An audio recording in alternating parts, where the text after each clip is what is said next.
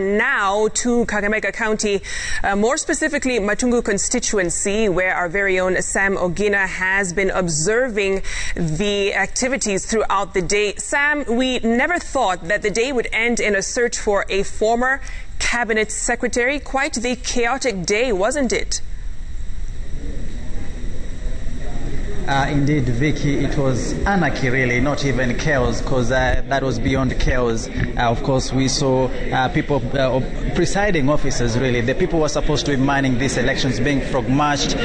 We saw politicians running up and down. Of course, voters or would-be voters also walking around with stones and carrying machetes, and also just sticks, like they were armed, ready for a battle, as it were. And that was the case that actually happened here today in Matungu constituency. A day whereby it actually the polls really opened in good time at 6 in the morning. From 6 in the morning, all was well until all hell broke loose in the course of the day. And of course, maybe just to sum up the events that unraveled here in Matungu constituency, a piece of the helter-skelter, the running battles, the search party, and of course road blockades. Those were the activities that really overshadowed the voting itself. And here is the piece that we were able to prepare for our viewers from the hotbed that is Matungu constituency on this very particular day.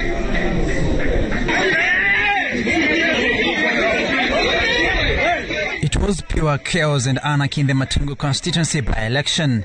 Angered by allegations of voter bribery, ANC supporters did the unthinkable, frog-marched a presiding officer and carted away voting material to try and stop the voting.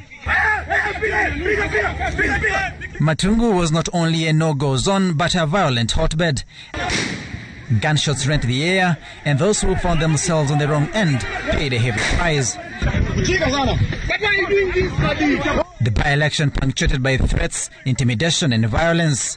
The tone for the day set early in the day when the voting exercise started. We have had allegations of massive voter bribery all over Matungu by some of our competitors. We've heard of some sort of hooliganism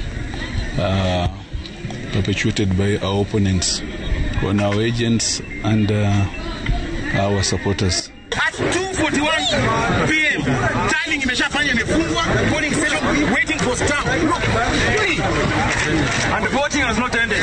Voting has not ended. Waiting for stamps. 4th, 3rd, 2021. We want these elections to be stopped.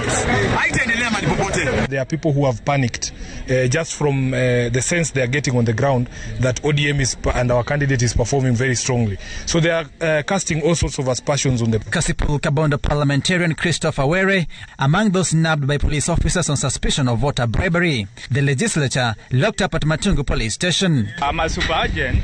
You're a super agent? A super agent of ODM. Huh? Yes. But it seems like you're already in custody and police... This is not a custody. I'm just visiting the police station. Don't you see I'm not chained? Former Sports Cabinet Secretary Rashid Echesa is a wanted man. Echesa sought for assaulting an IEBC officer in a scuffle over UDA party agents who he claimed were denied access into the polling center. Our agents are outside the polling center, my friend.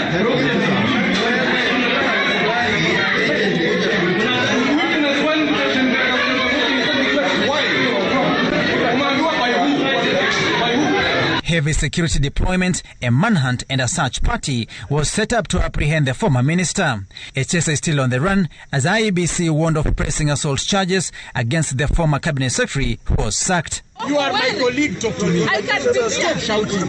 There was a bitter exchange of words between ODM's Homa Bay women representative Gladys Wanga and ANC's Kakamega Senator Cleophas Malala. The duo engaged in a war of words over Wanga's presence in the polling station.